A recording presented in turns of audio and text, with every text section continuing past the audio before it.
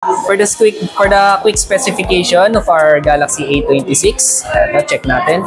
So for the screen naman po, eto, check natin siya. So sa screen natin, A26 5G at 6.5, ayan siya. Resolution is HD plus na rin siya. So for the camera naman, of course, meron tayong 48 megapixel na main camera po niya. Then sa selfie camera natin is 8 megapixel po. So decent na camera, maganda rin yung mga results niya kung mahilig kayo mag-photography. So also we have 5,000 milliamperes of battery with 25 watts of fast charger na rin sa kanya. Sa storage naman niya, ayan, we have two variants. So meron tayong 256 gig and meron din tayong 128 gig.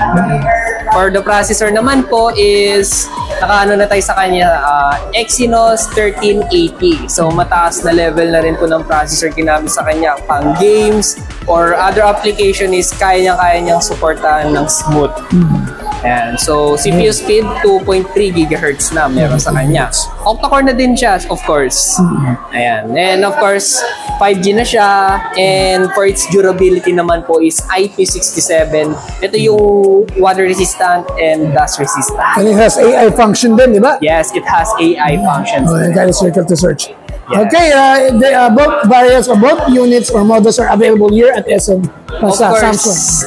Available din tayo sa other devices, especially yung two na Galaxy device na na-mention ko is available here and available din siya for install.